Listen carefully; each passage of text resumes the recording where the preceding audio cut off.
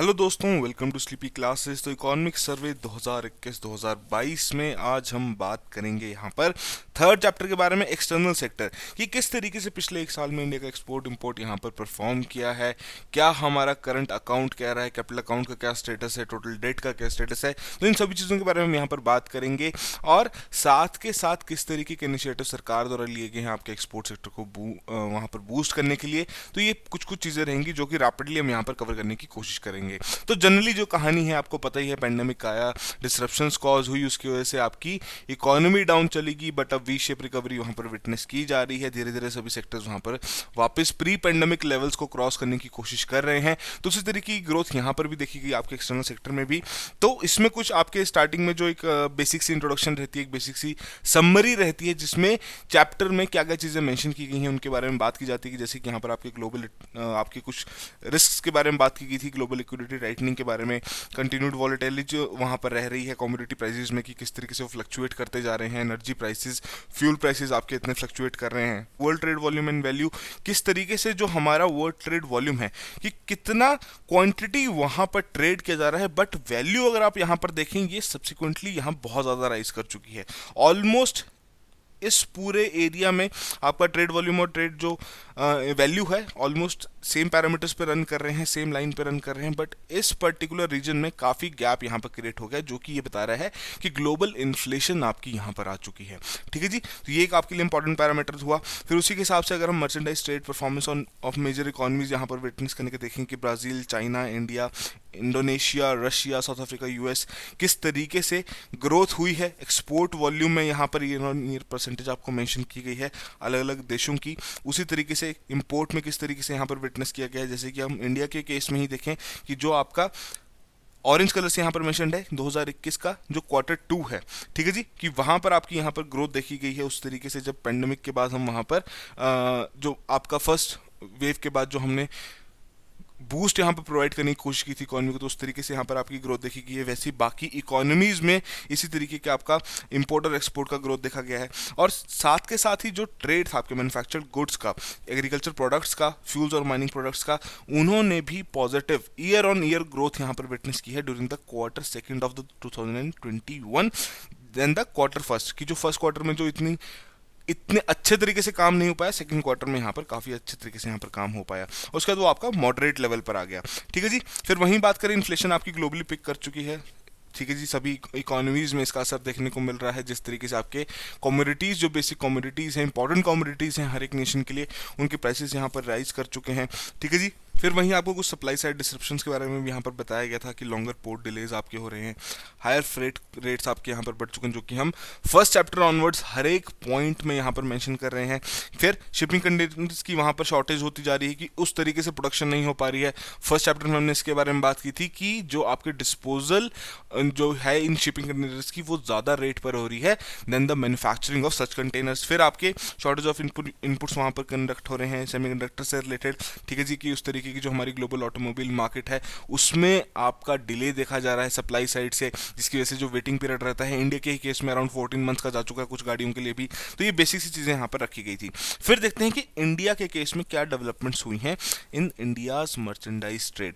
ठीक है जी, तो बेसिक सी यहाँ पर बात रखी गई है फैक्ट के तौर पर कि ड्यूरिंग 2021-2022 को, जो अप्रैल दिसंबर, जो यही बेसिकली हर जगह आपका क्राइटेरिया रखा गया है, अप्रैल टू नवंबर, अप्रैल टू दिसंबर, तो जो मर्चेंडाइज एक्सपोर्ट्स उन्होंने रिकॉर्ड की है 49.7% of two US dollars, 301 billion US dollar यहाँ पर अकोमुलेट इतनी की ग्रोथ हुई है compare to the corresponding period जो लास्ट ईयर आपका विटनेस किया गया था। कितनी ग्रोथ थी? 26.5% की।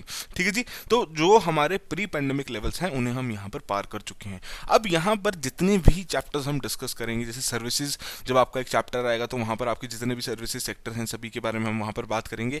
आपको कुछ चीज़ों का यहाँ पर ध्यान रखना है कि क्वेश्चन आपको एक और तरीके से भी पूछा जा सकता है कि सपोज आपको मेंशन कर दिए गए हों कुछ सेक्टर्स, बताइए इनमें से कौन कौन से आपके जो सेक्टर्स हैं वो प्री पेंडेमिक लेवल्स को यहाँ पर पार कर चुके हैं। तो ये जो पॉइंट रहते हैं कि प्री पेंडेमिक लेवल्स को यहाँ पर पार कर चुके हैं, मतलब क्या है कि जो हमारे पेंडेमिक से पहले की जो ग्रोथ थी उसके मद्देनजर रखते हुए हम उसे पार कर चुके हैं, जो कि काफ़ी इकोनॉमिस्ट कह रहे थे कि नहीं कर पाएंगे और समय लगेगा।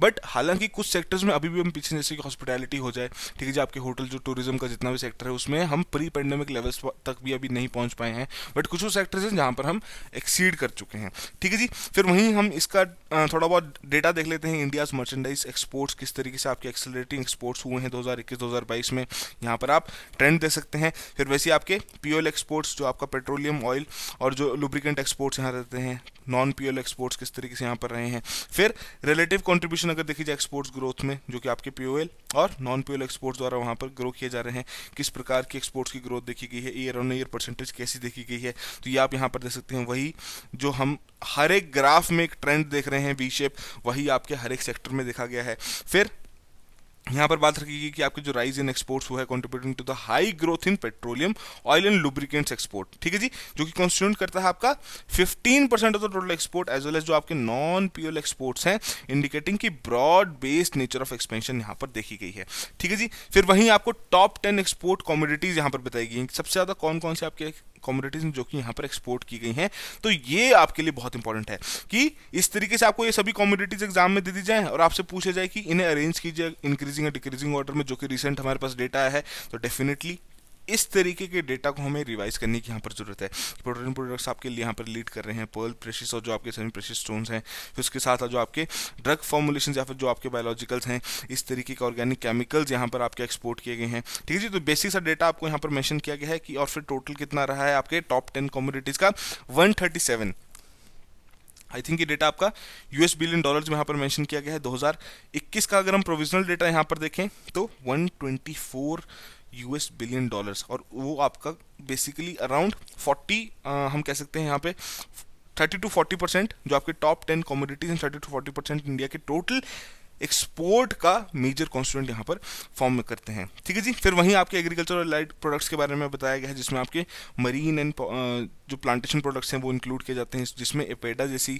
जो एजेंसीज हैं बहुत अच्छा काम कर रही हैं, ठीक है जी, कि वो आपके यहाँ पर ग्रो हुए हैं। 23.2% की ग्रोथ यहाँ पर विटनेस की गई है अप्रैल नवंबर 2021, जब अगर उसे हम कंपेयर करें आपके अप्रैल नवंबर 2019 के साथ, ठीक है जी। फिर वहीं आपको बताया गया है कि जो किस तरीके की एजेंसीज ने यहाँ पर काम किया है, एक्सपोर्ट इंस्पेक्शन काउंसिल, फिर आपके agriculture and processed food export development authority APEDA काफ़ी अच्छे से यहाँ पर काम कर रही है, मिनिस्ट्री ऑफ सिविल एविएशन की, जिसके चलते आपके जितने भी हमारा ये पूरा लॉजिस्टिक का सेक्टर है, ट्रांसपोर्ट का सेक्टर है, रोड्स हाईवेज पे काम किया जा रहा है, ताकि हमारे इस पूरे सेक्टर को यहाँ पर इंप्रूव किया जा सके, उसका इंफ्रास्ट्रक्चर यहाँ पर इंप्रूव किया जा सके। फिर वहीं कृषि उड़ान के बारे में बात की गई है कि बेसिकली उड़ान आपका इनिशिएटिव भी लॉन्च किया गया था, उड़े देश का आम नागरिक स्कीम यहाँ पर रखी गई थी कि ज़्यादा से ज़्यादा लोकेशंस पर आपके एयरपोर्ट्स वहाँ पर स्थापित करने। फिर कृषि उड़ान यहाँ पर रख दिया गया पेंडेमिक के दौरान की अगस्त 2020 में स्कीम लॉन्च की गई थी, ताकि फार्मर्स को यहाँ पर असिस्ट किया जा सके कि उनके जो जितने भी एग्रीकल्चरल प्रोडक्ट्स हैं उन्हें यहाँ पर ट्रांसपोर्ट किया जा सके on international and national routes, ठीक है जी, ताकि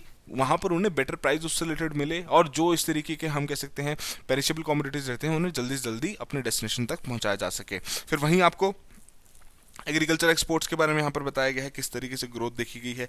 यहाँ पर भी आप ट्रेंड देख सकते हैं, यहाँ पर डेफिनेटली आपकी ग्रोथ देखी गई है 17.7% की। तो ये डेटा आपके लिए मेंस आंसर राइटिंग में इंपॉर्टेंट रहता है कि या तो आपसे डायरेक्टली पूछा जाएगा अरेंज कीजिए इस तरीके के आपकी कमोडिटीज़ को जो एक्सपोर्ट किए गए हैं इंक्रीजिंग और डिक्रीजिंग ऑर्डर में, या फिर ऐसा डेटा जब आपसे क्वेश्चन पूछा जाए एग्रीकल्चर से रिलेटेड, एक्सपोर्ट सेक्टर की कोई अगर ऐसी स्कीम है एग्रीकल्चर से रिलेटेड उसके बारे में बात की गई है, क्रिटिकली एनालाइज कीजिए, तो वहाँ पर आप डेटा कोट करके वैल्यू एडिशन प्रोवाइड करके एक्स्ट्रा मार्क्स वहां पर गेन कर सकते हैं, ठीक है जी। फिर वहीं बात करें कि टॉप 10 एक्सपोर्ट डेस्टिनेशंस क्या रही हैं हमारी, तो ये आपके लिए यहाँ पर बहुत इंपॉर्टेंट डेटा दे दिया गया है। यूएस सबसे बड़ी डेस्टिनेशन रही है, उसके बाद आपका यूएई है, China, Bangladesh, Hong Kong, Singapore, Netherland, UK, Belgium, Germany, तो इन सभी के बारे में आपको यहाँ पर बता दिया गया है कितना परसेंटेज होल्ड करते हैं हमारे जो टॉप 10 एक्सपोर्ट डेस्टिनेशन का जो चार्ट यहाँ पर बताया गया है। 18.4% आपका यूएस को दिया गया है, फिर उसी तरीके से आपका 6.6% आपका यूएई को दिया गया है, और बेसिकली यहाँ पर आपका जो इस तरीके के पर्ल्स हैं, precious and semi precious stones हैं, आयरन एंड स्टील है,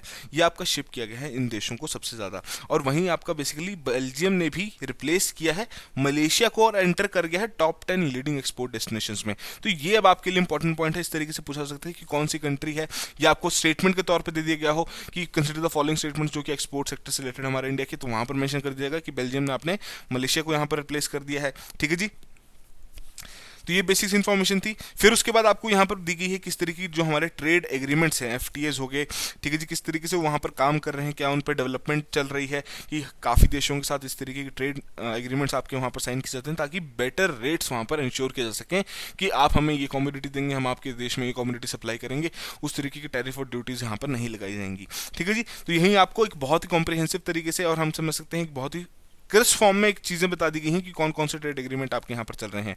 रिवीजन भी हो जाएगा कॉम्प्रिहेंसिव इकोनॉमिक कोऑपरेशन एग्रीमेंट जो कि आपका इंडिया और ऑस्ट्रेलिया के बीच में है, एफटीए यूरोपियन यूनियन के साथ आपका इस चीज़ से रिलेटेड डिस्कशंस भी चल रही हैं, और एक काफ़ी सालों से आपकी यहाँ पर नेगोशिएशंस चल रही हैं। फिर आपका comprehensive economic partnership agreement CEPA Canada के साथ, सेपा विद यूएई, ठीक है जी, और साथ साथ इंडिया आपका रिव्यू कर रहा है जो उनके एग्जिस्टिंग ट्रेड एग्रीमेंट्स हैं, जैसे कि जो सेका उनका सिंगापुर के साथ है, एशियान इंडिया ट्रेड है जो आपका इन गुड्स एग्रीमेंट, ठीक है जी, जो एशियन कंट्रीज के साथ आपका वहाँ पर रखा गया है। साथ के साथ जो एक कंप्लीट बेसिकली जो नेगोशिएशंस शुरू की गई थी यूएई के साथ कि किस तरीके के वहाँ पर आपके ट्रेड किया जाएगा, तो वो यहाँ पर कंप्लीट हो चुकी थी नेगोशिएशंस, और साथ साथ जो ऑस्ट्रेलिया के साथ आपके एडवांस स्टेज पे चल रहा है। ठीक है जी, फिर यहाँ पर बात की गई है कुछ मेजर स्कीम्स और इनिशिएटिव्स के बारे में। अब ये आपके लिए दोनों ही प्रीलिम्स और मेंस पॉइंट ऑफ व्यू से इंपॉर्टेंट रहता है कि किस तरीके से सरकार द्वारा यहाँ पर काम किया गया है, कौन कौन से स्कीम्स यहाँ पर सरकार द्वारा लॉन्च की गई हैं, कि क्या बेसिक सा यहाँ पर बूस्ट सरकार द्वारा प्रोवाइड किया गया है जब आपके टोटली इकोनॉमिक डिसरप्ट हो चुकी थी। ठीक है जी, तो वैसे आपका remission of duties and taxes on exported products यहाँ पर बात रखी गई थी कि बेसिकली जिसके चलते आपके यहाँ पर ये जो स्कीम रखी गई थी in order to boost Indian export, जो आपका डब्ल्यूटीओ कंप्लायंट इस तरीके की remission of duties and taxes on exported product scheme यहाँ पर लगाई गई थी 1 जनवरी 2021 से ये लागू की गई थी। तो बेसिकली जो हमारी merchandise exports from India scheme थी उसे ही यहाँ पर रिवैम करते हुए इस पर्टिकुलर स्कीम को यहाँ पर रिप्लेस करते हुए ये रखी गई थी कि यहाँ पर क्या बात थी कि ये जो नई स्कीम है रिम्बर्स करेगी कि करंटली जो unrefunded central, state, local taxes या फिर जो ड्यूटीज आपकी रखी जाती हैं किसमें, in the process of manufacturing and distribution of exported products and thereby playing a level field हमारे डोमेस्टिक इंडस्ट्री के लिए, ताकि वो बाहर अच्छे से compete कर सकें। बेसिक सा ऑब्जेक्टिव, बहुत सिंपल एग्जांपल लेके समझने की कोशिश करेंगे कि कोई भी आपका इस तरीके की कमोडिटी है जो कि तैयार की जा रही है, जिसके रॉ मटेरियल के प्रोक्योरमेंट के दौरान आपके इस तरीके के टैक्सेस वहाँ पर फाइल किए जाने हैं, ठीक है, सेंट्रल हो गया, स्टेट हो गया, लोकल टैक्सेस या किसी प्रकार की ड्यूटीज हैं, तो ये आपकी जितने भी टैक्सेस हैं ये वापस उस तरीके का जो प्रोड्यूसर है, इस तरीके की कमोडिटीज जो प्रोड्यूस कर रहे हैं उन्हें रिफंड कर दिया जाएगा, ताकि उन्हें वो जो प्रोडक्ट, जो कॉस्ट ऑफ प्रोडक्शन उन्हें वहां पर पड़े वो थोड़ी सस्ती पड़े, इस तरीके के टैक्सेस उन्हें पे ना करने पड़े, और हमारा जो एक्सपोर्ट सेक्टर है वो बढ़ सके और इस तरीके के प्रोडक्ट्स इंटरनेशनल मार्केट में भी compete कर सके। तो ये बेसिक स्कीम यहाँ पर रखी गई थी। फिर डेवलप करना था district as a export hub, तो जिसके चलते आपको district export promotion committees basically वहाँ पर हर एक डिस्ट्रिक्ट में सेटअप करने की बात की गई, कि ताकि जो हमारे जितने भी इस तरीके के इंपॉर्टेंट एग्रीकल्चर कमोडिटीज़ हैं, जो आपके हमारे जोग्राफिकल इंडिकेशन, जो आपके इस तरीके के प्रोडक्ट्स जो तैयार किए जाते हैं, जिन्हें इस तरीके के टैग्स वहाँ पर प्रोवाइड किए जाते हैं, क्वालिटी टैग्स प्रोवाइड किए जाते हैं, तो वो आपके आइडेंटिफाई किए गए in all 739 districts across the country, ताकि जो हमारे एक्सपोर्ट कमोडिटीज़ का एक पूरा पोर्टफोलियो है उसे और ज़्यादा डाइवर्सिफाई किया जा सके, हम ज़्यादा से ज़्यादा नंबर ऑफ क्वालिटी प्रोडक्ट्स वहां पर एक्सपोर्ट कर सकें। फिर वैसे ही पीएलआई स्कीम के बारे में तो आपको पता ही है, बहुत बार बात कर चुके हैं, प्रोडक्शन लिंक्ड इंसेंटिव स्कीम आपकी 14 की सेक्टर्स के लिए शुरू की जा चुकी है पिछले जो आपकी करंट फाइनेंशियल ईयर चल रहा है। फिर वहीं आपके प्रेफरेंशियल सर्टिफिकेट ऑफ ओरिजिन के बारे में यहाँ पर बात की गई है कि इलेक्ट्रॉनिक प्लेटफॉर्म यहाँ पर इशू करने का शुरू कर दिया। क्या है आपका सर्टिफिकेट ऑफ ओरिजिन की बेसिकली एक डॉक्यूमेंट यहाँ पर रहता है जो कि यूज किया जाता है इंटरनेशनल ट्रेड में।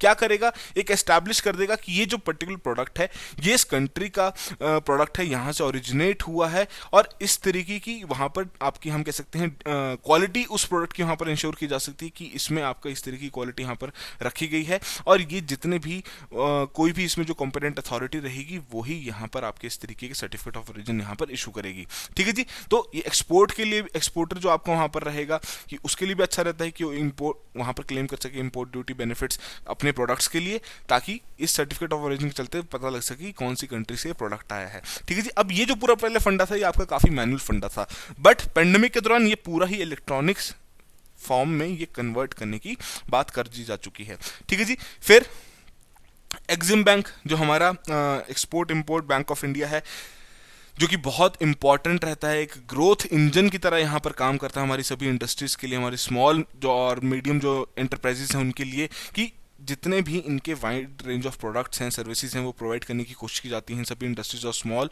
आपके एंटरप्राइजेज और मीडियम एंटरप्राइजेस को, ताकि बेसिक सा जो एक कैपिटल इन्फ्यूजन की जो यहाँ पर बात रखी गई थी भारत सरकार द्वारा कि इसमें आपका 750 करोड़ का कैपिटल यहाँ पर इन्फ्यूज किया जाएगा during the current financial year, ताकि ये इन जितने भी सर्विसेज और ये आपके इस तरीके के प्रोडक्ट्स प्रोवाइड करता है हमारी इंडस्ट्रीज को, तो वो अपनी रेंज और अच्छे से बढ़ा सके, और जब ये जो वीक टाइम चल रहा है उस टाइम और इस तरीके की सपोर्ट वहाँ पर प्रोवाइड की जा सके। ठीक है जी। तो इसमें आपके जो एक्सपोर्ट प्रोडक्ट डेवलपमेंट हो गया, एक्सपोर्ट प्रोडक्शन किस तरीके से करनी है, एक्सपोर्ट मार्केटिंग में हेल्प करता है, प्री शिपमेंट पोस्ट शिपमेंट कितना जो आपको ओवरसीज इन्वेस्टमेंट होगा उसमें हेल्प करने की कोशिश करता है।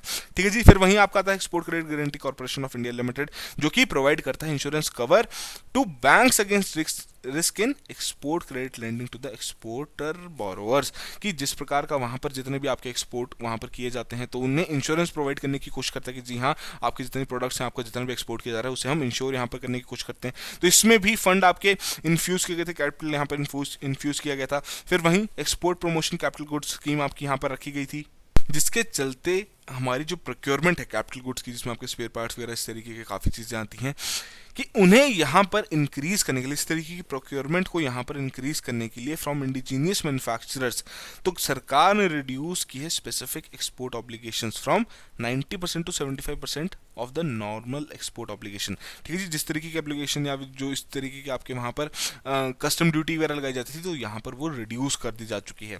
ठीक है जी। फिर उसके अलावा आप बाकी इनिशिएटिव्स आपको यहाँ पर बताए गए हैं, ट्रेड इंफ्रास्ट्रक्चर एक्सपोर्ट स्कीम हो गया, मार्केट एक्सेस इनिशिएटिव्स हो गया, स्पेशल इकोनॉमिक जोन स्कीम हो गया, ज़्यादा आपके इस तरीके की इकोनॉमिक जोन वहाँ पर स्थापित किए जा सकें।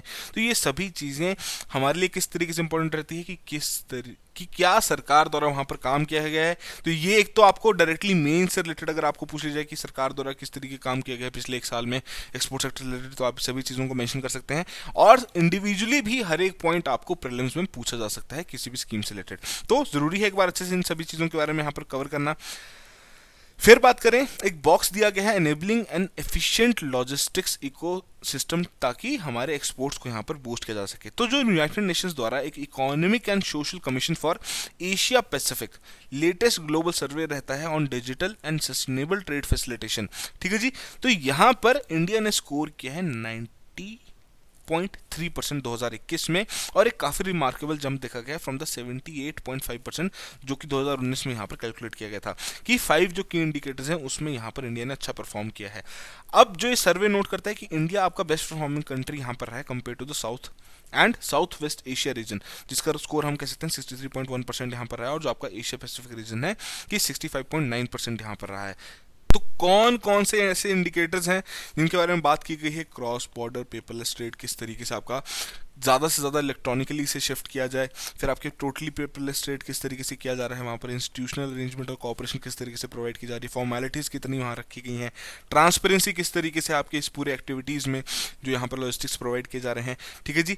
तो जो हमारा ओवरऑल ट्रेड फैसिलिटेशन स्कोर है वो इस तरीके से यहाँ पर इंक्रीज करता जा रहा है, जो कि यहाँ पर रिलीज़ किया गया है सर्वे द्वारा। फिर वहीं पैरामीटर्स के हिसाब से, इंडिकेटर्स के हिसाब से अलग अलग सालों में जो आपका सर्वे कंडक्ट किया गया है उसमें क्या स्कोर रहा है, कि जैसे ट्रांसपेरेंसी में 100 यहाँ पर स्कोर अचीव किया है, तो यही चीज़ें इंपॉर्टेंट रहती हैं कि किस तरीके से आप वैल्यू एडिशन अपने मेंस आंसर राइटिंग में प्रोवाइड कर सकते हैं। ठीक है जी। तो ये बेसिक सा डेटा है। इंपॉर्टेंट इसमें से क्या है, किसके द्वारा ये सर्वे कंडक्ट किया गया था, क्या सर्वे ने कहा, क्या इंडिया का स्कोर यहाँ पर रहा है, क्या ये पुराने स्कोर से इंप्रूव हुआ है या डाउन गया है। तो ये कुछ पैरामीटर्स हैं जो कि आपसे प्रीलिम्स में भी पूछे जा सकते हैं। फिर वहीं अगर हम बात करें गतिशक्ति नेशनल मास्टर प्लान, आपको पता ही है बजट में बहुत बड़ा इन्फ्लुएंस इस पर्टिकुलर प्लान कर रहा है।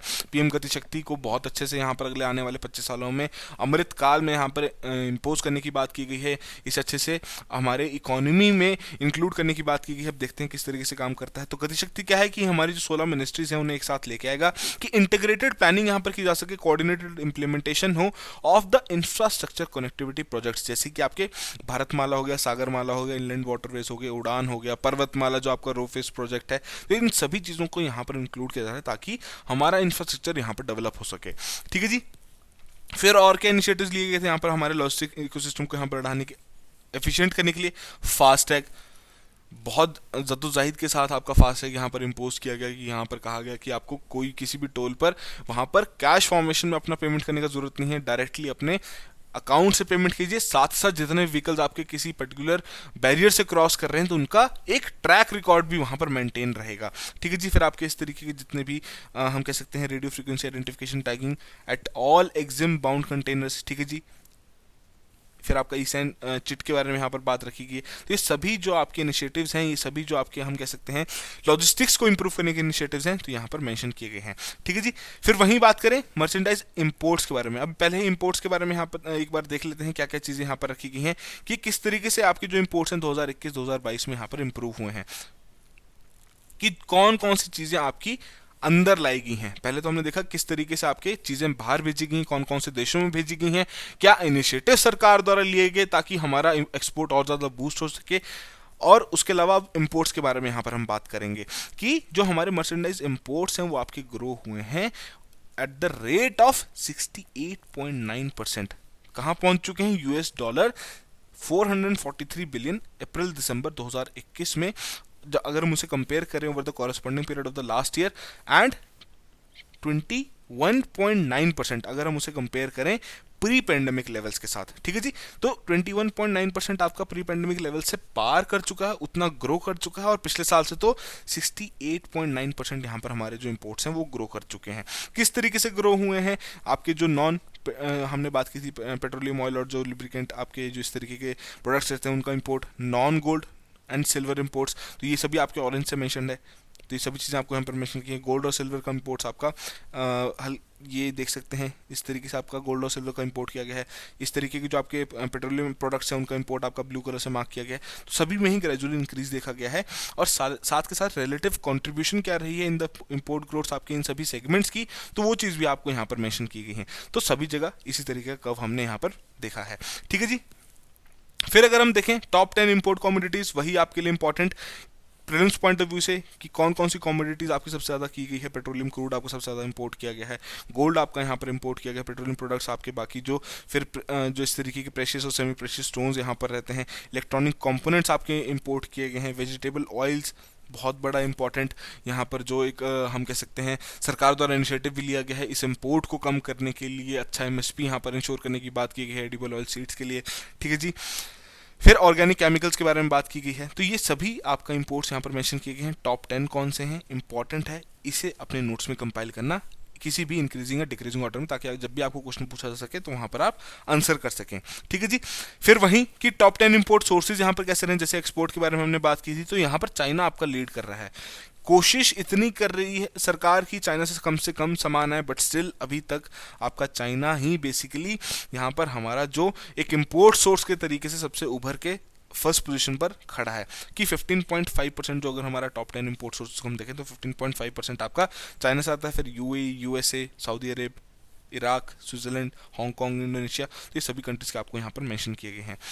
फिर बात करें कि किस तरीके से हमारा ट्रेड बैलेंस यहाँ पर स्टैंड करता है, कि इतना आदान प्रदान हो रहा है कमोडिटीज़ का, इतना इंपोर्ट एक्सपोर्ट हो रहा है, अलग देशों के साथ यहाँ पर इंपोर्ट एक्सपोर्ट हो रहा है, तो ट्रेड बैलेंस भी तो कहीं ना कहीं स्टैंड करेगा कि क्या हम ज़्यादा एक्सपोर्ट कर पा रहे हैं जितना हम इंपोर्ट कर रहे हैं। तो इसका आंसर तो आपको पता ही है, जी नहीं, ऐसा नहीं हो पा रहा है। तो अभी के हिसाब से दिसंबर 2021 के हिसाब से यूएस डॉलर्स 142 बिलियन हमारा ट्रेड बैलेंस स्टैंड कर रहा है, कि इतना हम डेफिसिट में हैं, इतना हमें यहाँ पर और पे करने की ज़रूरत है अभी। ठीक है जी। और वैसे ही आपका उससे पिछले साल में अगर हम देखें देखें 61.4 बिलियन था और उससे पहले आपका 125.9 बिलियन था।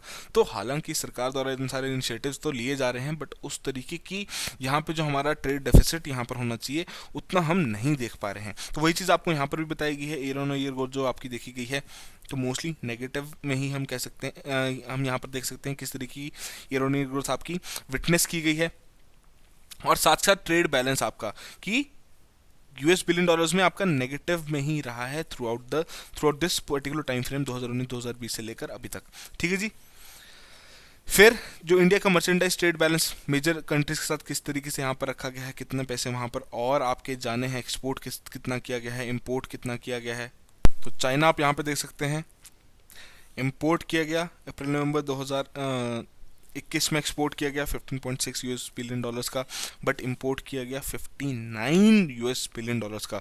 नेगेटिव में हम यहाँ पर स्टैंड कर रहे हैं and all the way US के साथ हम थोड़ा कह सकते हैं सरप्लस में हम अभी हैं कि हमने ज़्यादा एक्सपोर्ट किया है और कम से कम यहाँ पर इंपोर्ट किया है। फिर सर्विसेज के बारे में यहाँ पर बात की गई है, किस तरीके से हमारा जो सर्विस सेक्टर है उसमें आपके सर्विसेज का ट्रेड देखा गया, एक्सपोर्ट इंपोर्ट किस तरीके से देखा गया है। तो इंडिया के सर्विसेज एक्सपोर्ट्स में यहाँ पर रिकॉर्ड की गई है ग्रोथ 18.4% की during this financial year over the corresponding period, जो आपका पिछले साल को कंपेयर किया जाए, और 11% की ग्रोथ दिखेगी आपके प्री पेंडेमिक लेवल से। ठीक है, तो हम कह सकते हैं अच्छे से हम सर्विसेज पर यहाँ पर काम कर रहे हैं, अच्छे से इस पर्टिकुलर सेगमेंट को यहाँ पर हम एक्सपोर्ट कर पा रहे हैं। तो किस तरीके की सर्विसेज यहाँ पर बात की जा रही हैं, किस तरीके का ट्रेड यहाँ पर हो रहा है कि जैसे आपके कंसल्टिंग सर्विसेज वहाँ पर प्रोवाइड करने की बात की जा रही है, कंप्यूटर से रिलेटेड आपके जो भी हम कह सकते हैं टेक्निकल सर्विसेज वहाँ पर प्रोवाइड करने की बात की जा रही है, हेल्थ सर्विसेज होगी। ठीक है जी। तो इन सभी चीज़ों के बारे में यहाँ पर बेसिकली सर्विसेज यहाँ पर प्रोवाइड की जा रही हैं। तो वही चीज़ आपको इस चार्ट से भी बताने की कोशिश की जा रही है, सर्विसेज एक्सपोर्ट किस तरीके से, इंपोर्ट्स किस तरीके से।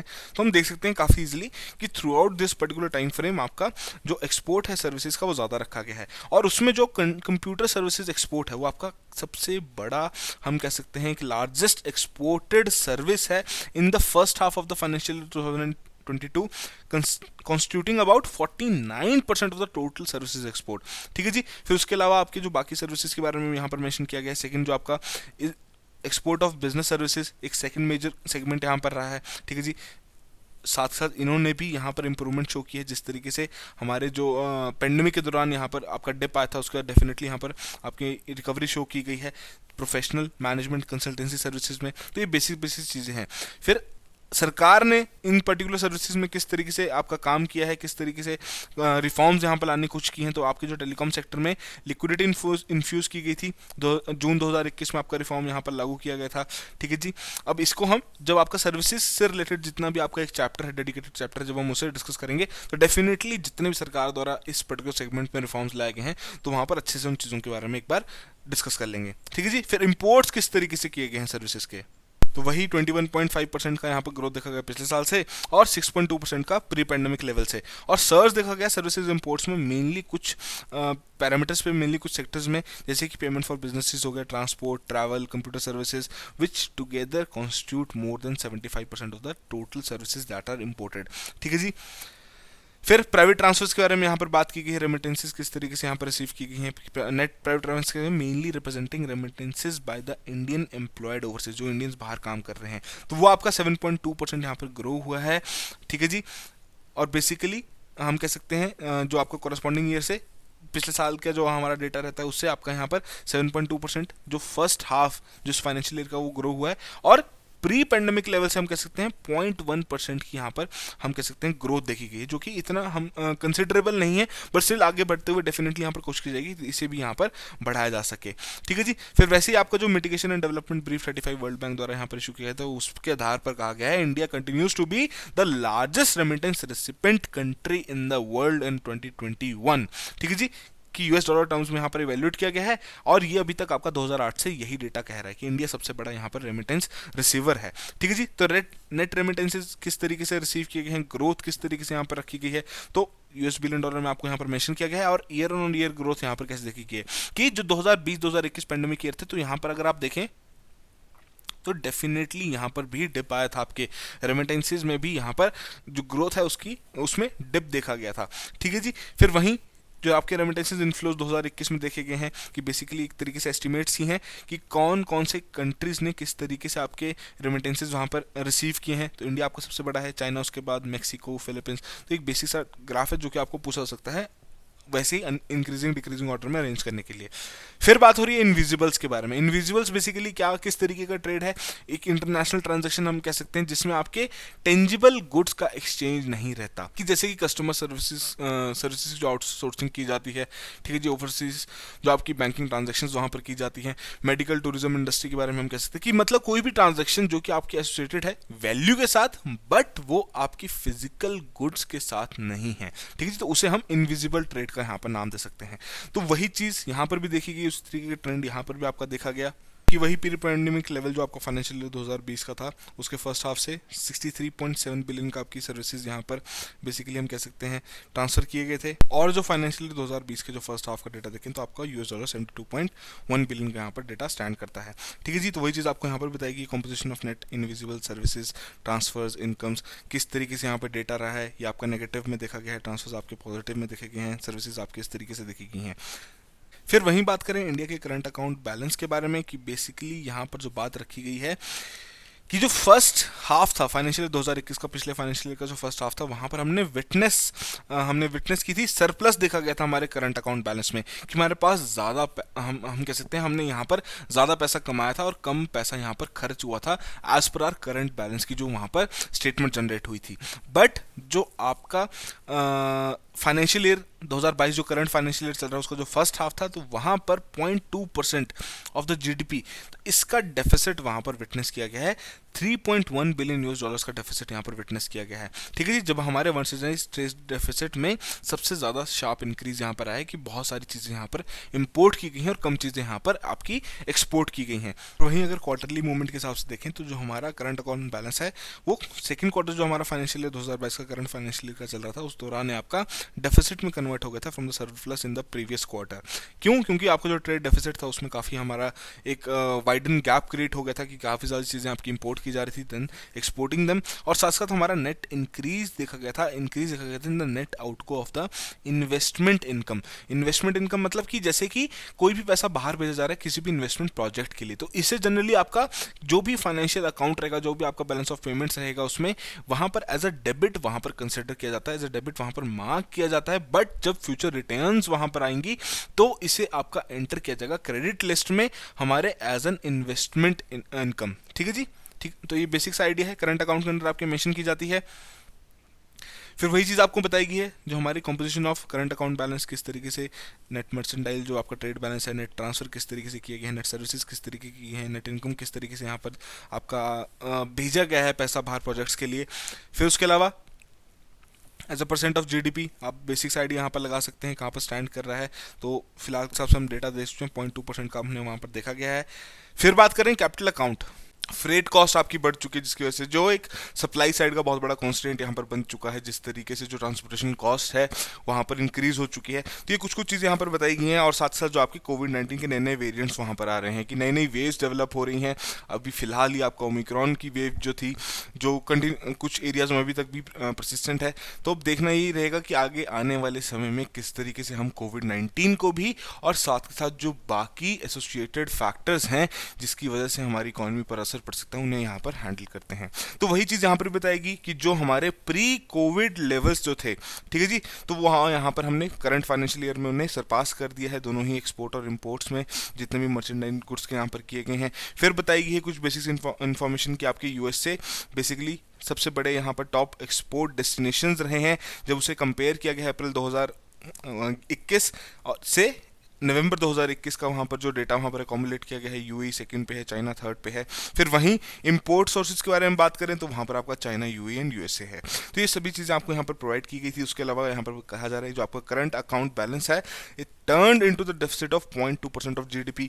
फिर वहीं फॉरेन एक्सचेंज रिजर्व्स जिनके बारे में बहुत ज़्यादा हम बात कर चुके हैं, अकोमुलेशन यहाँ पर जो 600 बिलियन यूएस डॉलर्स का एक माइलस्टोन यहाँ पर क्रॉस कर चुके हैं। तो यही चीज़ें यहाँ पर बात की गई हैं। इन सभी चीज़ों के बारे में हम डिटेल में थोड़ा बहुत देखेंगे किस तरीके से से यहाँ पर अलग अलग पैरामीटर्स पर हमारे एक्सटर्नल सेक्टर को इवेल्युएट किया गया है। तो वहीं स्टार्ट होती है ग्लोबल इकोनॉमिक एनवायरनमेंट की, ग्लोबली किस तरीके से आपकी वहां पर इकोनॉमी ग्रो कर रही है। तो वही चीज हम यहाँ पर अगर प्रोजेक्शन जो यहाँ पर रखी गई है वर्ल्ड ट्रेड वॉल्यूम ग्रोथ के हिसाब से कि world trade volume in goods and services, अब यहाँ पर अगर आप देखें किस तरीके से बताया गया है, ब्लू मार्क किया गया है।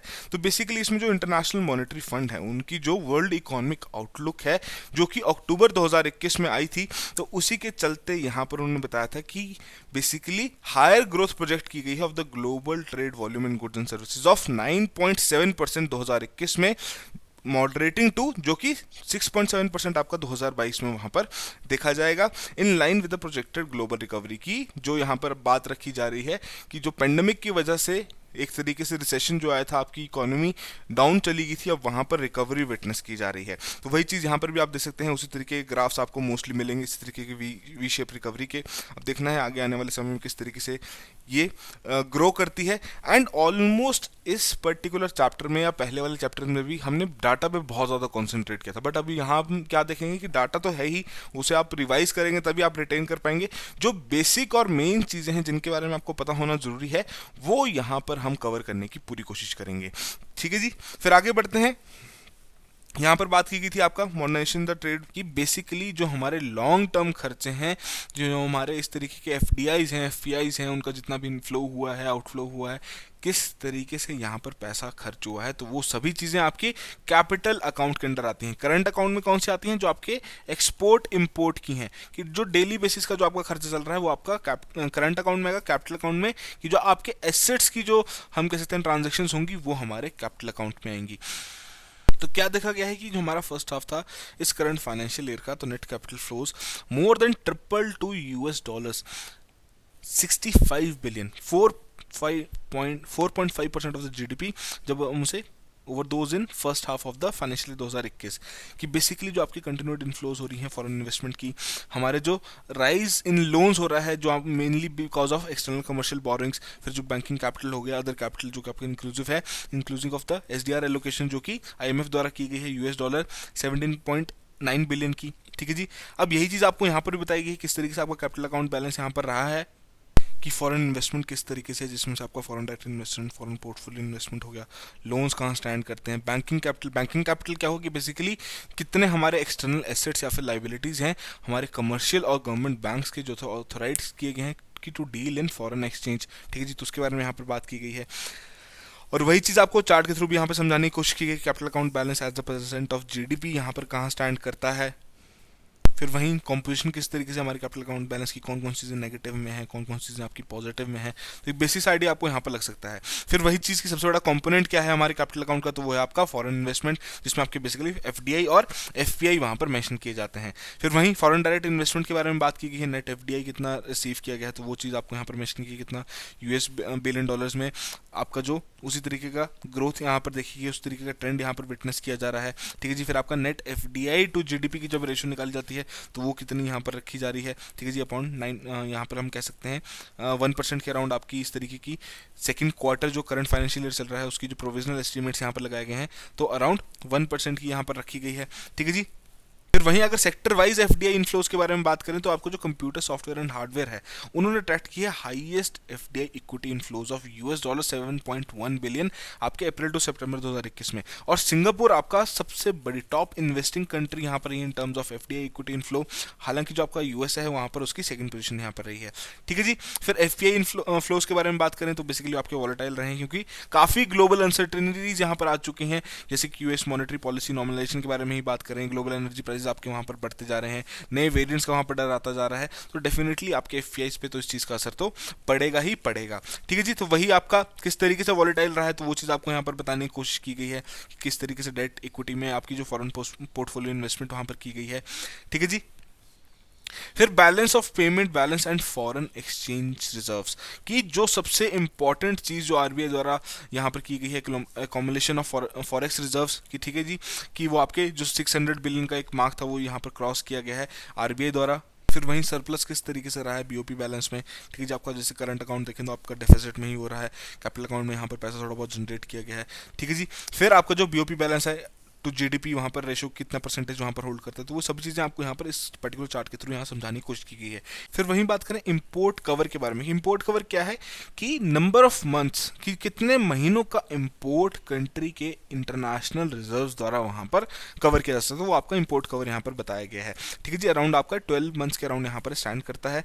ठीक है जी, बेसिकली इसका फैक्ट भी आपको प्रोवाइड किया गया है कि India's import cover of India's foreign exchange reserve decline to 13.2% at the end of December 2021 from 17.4%, जो कि हमारे मार्च 2021 में देखा गया था। ठीक है जी, फिर मूवमेंट कैसी रही एक्सचेंज रेट में, अगर हम बात करें तो इंडियन रुपी का कितना यहाँ पर वहाँ पर डिप्रिशिएट हुआ है, अप्रिशिएट हुआ है, तो बेसिकली आपका इंडियन रुपी डिप्रिशिएट हुआ है बाय 4.5% अगर इन और बेसिस पे देखा जाए अगेंस्ट यूएस डॉलर 2020-2021। ठीक है जी, हालांकि जो आपकी डिप्रिसिएशन है रुपये की काफ़ी मॉडेस्ट देखी गई है। अगर हम बाकी जो इसके इमर्जिंग मार्केट पीयर्स हैं, जो बाकी इकोनॉमीज जो अभी ग्रो कर रही है, इमर्जिंग इकोनॉमीज हैं, जब उनके साथ ग्रो करें तो वो चीज़ अगर हम उसे थोड़ा बहुत कंपेयर करने की कोशिश करें किस तरीके की यहाँ पर आपके मूवमेंट देखी गई है of the exchange rate against US dollars. ठीक है जी, तो ये बेसिक्स हम यहाँ पर डेटा देख सकते हैं। इंडिया का यहाँ पर आपको मेंशन किया गया है 0.03। फिर वहीं नीर और रीर में किस तरीके से यहाँ पर परफॉर्मेंस रही है इंडिया की करेंसी की। बेसिकली नीर क्या है, नॉमिनल इफेक्टिव एक्सचेंज रेट की एक एडजस्टेड वेटेड एवरेज रेट यहाँ पर कंप्यूट करने की कोशिश की जाती है कि 6 करेंसी की बास्केट के तौर पर और आपके 40 करेंसी की बास्केट के तौर पर। 6 करेंसी जो आपकी मेजर इकोनॉमीज हैं, 40 करेंसी जिनके साथ सबसे ज़्यादा हमारा ट्रेड वहाँ पर चल रहा है, तो उनके साथ जब कंपेयर किया जाता है तो तब आपकी एक इस तरीके की एक्सचेंज रेट यहाँ पर ड्राइव की जाती है, जिसका नीर और रीर यहाँ पर राम रखा गया है। ठीक है जी, और इसकी पूरे किस तरीके से आपको कंप्यूट किया जाता है, इसकी मेथोडोलॉजी क्या है, तो इसका भी यूट्यूब सेशन हमारा कवर हो चुका है।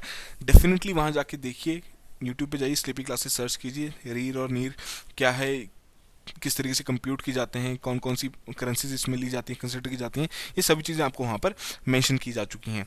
तो बेसिक चीज़ इस पर्टिकुलर डेटा नीर और रीर के क्या पता लगा कि जब हमने उसे आपके जो 6 करेंसी, जब आपका nominal effective exchange rate 6 currency का जब वहाँ पर नीर कैलकुलेट किया गया तो रुपये की डेप्रिसिएशन देखी गई 2.1% की दिसंबर 2021 में, जब उसे मार्च 2021 के साथ वहाँ पर कंपेयर किया गया। हालांकि जब उसे हमने रीर के टर्म्स में वहाँ पर कैलकुलेट करने की कोशिश की तो वहाँ पर आपकी 0.9% की एप्रिसिएशन देखी गई। सिमिलरली जब आपका रुपी डिप्रिशिएट हुआ 1.6%, जब हमने उसे 40 करेंसी नीर के तौर पर वहाँ पर आपका हमने कैलकुलेट करने की कोशिश की है दिसंबर 2021 के हिसाब से, हालांकि अप्रिशिएट हुआ है 40 करेंसी रीर के हिसाब से कितने 0.4%, जो कि रिफ्लेक्ट करता है किस तरीके से जो इन्फ्लेशन डिफरेंशियल है विद द ट्रेडिंग पार्टनर्स, वो आपका यहाँ पर वाइडन होता है कि ग्लोबल इन्फ्लेशन का हमारे जो ट्रेडिंग पार्टनर्स हैं उन पर किस तरीके से असर पड़ रहा है, उनके जो हमारे ट्रेड रिलेशंस हैं, किस तरीके से आपके प्राइसेस वहाँ पर सेट किए जा रहे हैं, उसे यहाँ पर एक दर्शाने की कोशिश करता है कि ये आपका और ज़्यादा बेसिकली वाइडन होता जा रहा है, जो कि इन्फ्लेशन डिफरेंशियल हमारे ट्रेडिंग पार्टनर के साथ रहता है। ठीक है जी, फिर आपके नेट इंटरनेशनल इन्वेस्टमेंट पोजीशन क्या है। नेट इंटरनेशनल इन्वेस्टमेंट पोजीशन कि बेसिकली एक हम बहुत ही सिंपल शब्दों में समझने की कोशिश करें कि एक गैप यहाँ पर मेजर करने की कोशिश की जाती है कि जो किसी भी नेशन का फॉरेन एसेट्स का कितना स्टॉक है और बेसिकली किसी भी फॉरेन स्टॉक का उस बेसिकली नेशन में एसेट्स कितने हैं, या फिर अगर बहुत अच्छे समझने की कोशिश करें कि किसी भी अगर हमारे इंडिया के बारे में ही बात करें कितने वो एसेट्स यहाँ पर होल्ड करते हैं फॉरेन के और कितनी लाइबिलिटीज हैं उनकी फॉरेनर्स की। ठीक है जी, बेसिकली एक तरीके से नेट क्लेम या फिर net liability to the rest of the world यहाँ पर रिप्रेजेंट करता है आपका नेट इंटरनेशनल इन्वेस्टमेंट पोजीशन। तो बेसिकली यहाँ पर तो आपका नेगेटिव ही देखा गया है, नेट आईआईपी आपका नेगेटिव में ही है। ठीक है जी, आप यहाँ पर देख सकते हैं इस ट्रेंड के थ्रू ही, और साथ साथ जो आपका एसेट लाइबिलिटी रेशियो है वो यहाँ पर अब धीरे धीरे बढ़ती जा रही है, जिसकी वजह से जो आपका ये नेट आईआईपी है ये भी पॉजिटिव की ओर यहाँ पर बढ़ता जा रहा है। फिर वहीं एक्सटर्नल डेट के बारे में बात रखी गई, कितना हमारा एक्सटर्नल डेट है, कितना हमारे ऊपर उधार है अभी जो हमें पूरा करना है, तो कमर्शियल बोरोइंग्स ठीक है जी सबसे बड़ा कंपोनेंट हमारे एक्सटर्नल डेट का। ठीक है जी, जिसे रिकॉर्ड किया गया है quarter over quarter positive growth यहाँ पर 2.5% की देखी गई है। उसके अलावा जो आपके एनआरआई डिपॉजिट्स हैं सेकंड लार्जेस्ट कंपोनेंट है, उसमें भी आपके बेसिकली 141 यूएस डॉलर्स की बिलियन का यहाँ पर देखा गया है, इतने पे स्टैंड करता है। फिर आपके IMF की जो SDR एलोकेशन की गई है उसका पैसा भी देने को बाकी है। ठीक है जी, अगस्त 23 2021 को आपकी एलोकेशन की गई थी, एडिशनल SDR एलोकेशन की गई थी। तो ये बेसिक सी आपको यहाँ पर बताने की कोशिश की गई कि एक्सटर्नल डेट यहाँ पर किस तरीके से स्टैंड करता है, कौन कौन से हम पैरामीटर्स पे सबसे ज़्यादा यहाँ पर स्टैंड करता है। कमर्शियल बोरिंग्स में कितना है, डायरेक्ट डिपॉजिट्स में कितना है, रुपी डेट में बेसिकली कितना है। तो रुपी डेट को अगर हम बेसिक समझने की कोशिश करें कि जो पैसा रुपी की फॉर्मेशन में वहां पर देना पड़ेगा, तो वो कहाँ पर स्टैंड करता है। बाकी का आपका मोस्टली आपका US डॉलर्स में ही किया जाएगा। तो ये आपका डेटा यहाँ पर रखा गया है। फिर वहीं जो आपका US डॉलर डोमिनेटेड डेट है, सबसे बड़ा कंपोनेंट है इंडिया के एक्सटर्नल डेट के बारे में अगर हम देखें। फिर जो हमारे फॉरेन एक्सचेंज रिजर्व्स हैं, एज अ रेशियो जब उनकी कैलकुलेट की जाए एक्सटर्नल डेट के साथ, वो आपका क्रॉस कर चुका है 100% आफ्टर 11 ईयर्स सिंस 2010। अभी वो आपका 107% के वहां पर कि जो हमारे फॉरेन, हम कह सकते हैं जो हमारे फॉरेक्स हैं वो आपके ज़्यादा हैं एक्सटर्नल डेट से। किस तरीके से कि 107% वहां पर स्टैंड करता है जब उन दोनों की रेशो यहां पर निकाली जाती है कि foreign exchange reserves as a ratio to external debt. तो अच्छी बात है डेफिनेटली, अगर हमारे पास फॉरेन इस तरीके के फॉरेक्स रिजर्व्स अकोमुलेट किए गए हैं तो डेफिनेटली जब हम अपने एक्सटर्नल डेट को पे करेंगे तो तब भी हमारे पास कुछ ना कुछ पैसा तो बचेगा ही बचेगा। फिर यहाँ पर बात रखी गई थी टेपर विदाउट टेंट्रम्स। क्या आपको पता है टेपर टेंट्रम के बारे में हमने पूरी डिस्कस की थी। आपका जो फर्स्ट चैप्टर था वहां पर हमने बात की थी किस तरीके से जब 2008 के आपके क्राइसिस आए थे तो वहां पर जो हमारा फेडरल रिजर्व है US का, उन्होंने लिक्विडिटी इन्फ्यूज करने की कोशिश की थी, सिक्योरिटीज बाय करने की कोशिश की थी। फिर definitely over the period of time 2011-2012 के अराउंड, आई थिंक 2012-2013 के अराउंड उन्होंने पैसा विड्रॉ करने की वहां पर कोशिश की मार्केट से, जिसके चलते एक रिपल इफेक्ट क्रिएट हो गया जिसका इंडिया पर भी बहुत असर पड़ा था। इंडिया की जो रुपी की वैल्यू थी वो आपकी डिप्रिशिएट होती जा रही थी। बहुत सारे हम कह सकते हैं रिफॉर्म्स लाने की कोशिश की, बट इन दी एंड फिर आपके रघुराम राजन जी वहां पर आए। उन्होंने आपके इस तरीके के बैंक अकाउंट्स की स्थापना करने की बात की, जो कि हम कह सकते हैं जो आपके फॉरेन जितने फॉरेनर्स रहेंगे अपना बैंक अकाउंट वहां पर रख सकते हैं, उसमें पैसा वगैरह डाल सकते हैं। तब जाके थोड़ी बहुत आपकी रुपी की जो वैल्यू थी वो थोड़ी बहुत स्टेबल होनी शुरू हुई थी। तो वही चीज़ कि किस तरीके से जो हमारे एक्सटर्नल वल्नरेबिलिटी इंडिकेटर्स हैं ग्लोबल फाइनेंशियल क्राइसिस के बाद किस तरीके से था, टेपर टेंट्रम का जो हमारा फाइनेंशियल ईयर 2014 का था उसमें किस तरीके से था, और अभी कहाँ पर स्टैंड कर रहा है। तो कहीं ना कहीं हम बेटर पोजिशन पर ही हैं, रेजिलियंट पोजिशन पर ही हैं कि अगर किसी प्रकार के कि कोविड-19 हुआ उसमें भी सरकार द्वारा पैसा इन्फ्यूज़ किया गया, बहुत सारा मार्केट में पैसा इन्फ्यूज़ किया गया, लिक्विडिटी वहाँ पर बढ़ चुकी है। तो अब अगर वो पैसा वापस खींचा जाता है और टेपर टेंट्रम जैसी कोई सिचुएशन अराइज होती है तो क्या हम उसके लिए प्रिपेयर्ड हैं या नहीं। तो डेफिनेटली अगर हम डेटा के हिसाब से देखें तो हम प्रिपेयर्ड हैं, बट इम्प्लीमेंटेशन किस तरीके से की जाएगी इस पूरे डेटा से, जो हमारे पास पैसा हमारे पास अवेलेबल है या जो भी उसको किस तरीके से वहाँ पर लागू किया जाएगा, वो देखना बहुत इंपॉर्टेंट रहेगा कि पॉलिसी किस तरीके से यहाँ पर रखी जाएगी। हालांकि अगर हम इस तरीके से देखें, फैक्ट्स के हिसाब से देखें, तो डेफिनेटली इंडिया की जो रेजिलियंस है वो यहाँ पर इम्प्रूव हुई है। फिर इन दी एंड आपको बहुत सारी चीज़ें यहाँ पर मेंशन की गई हैं, टेबल्स बताए गए हैं कि टॉप 10 एग्रीकल्चर एक्सपोर्ट प्रोडक्ट्स कौन से रहे हैं। इंपॉर्टेंट है मरीन प्रोडक्ट्स आपके यहाँ पर सबसे आगे रहे हैं, rice other than the basmati. इन सभी चीज़ों के बारे में आप अच्छे से कंपेयर कर सकते हैं। ठीक है जी, टॉप 10 एक्सपोर्ट ऑफ सर्विसेज कौन कौन सी रही हैं, इंपोर्ट्स कौन कौन सर्विसेज का यहाँ पर किया गया है। तो ये जो एनेक्स्चर है लास्ट में जो आपको दिया गया है definitely exam point of view से इंपॉर्टेंट रहता है, ताकि आपको पूरे फैक्ट्स के बारे में यहाँ पर पता लग सके, जो कि इकोनॉमिक सर्वे यहाँ पर प्रोवाइड करने की कोशिश भी करता है।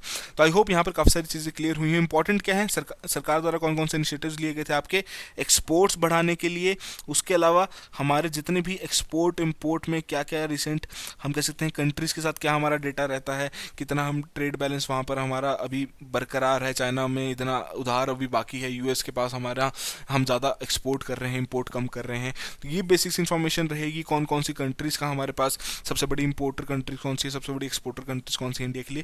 तो ये सब डेटा अगर आप थोड़ा बहुत एकोमुलेट करने की कोशिश करेंगे यहाँ से, डेफिनेटली आपकी जो एग्जाम की रिक्वायरमेंट है वो यहाँ से पूरी हो सकती है। आने वाले चैप्टर्स में भी हमारी यही कोशिश करेगी कम से कम डेटा पे हम फोकस करें, ज़्यादा से ज़्यादा जो भी पॉलिसी मेजर्स वहाँ पर लिए गए हैं उनके बारे में एक बार डिस्कशन कर लें, आपका रिवीजन भी हो जाएगा और आपको पता भी लग जाएगा कि आने वाले प्रीलिम्स के पॉइंट ऑफ व्यू से कौन कौन सी चीज़ें यहाँ पर इंपॉर्टेंट है। तो बेसिक्स आइडिया आई होप यहाँ पर आपको हो गया हो। आने वाला जो आपका अगला चैप्टर रहेगा वहाँ पर हम बात करेंगे monetary management and financial intermediation के बारे में। तो कोशिश करेंगे डेफिनेटली बहुत जल्दी आपके सामने वो थर्सडे तक आपके पास वो लेक्चर आ जाए, ताकि आपका उस पर्टिकुलर चैप्टर का भी एक बार रिवीजन हो जाए। So that will be all the very best and have a good day.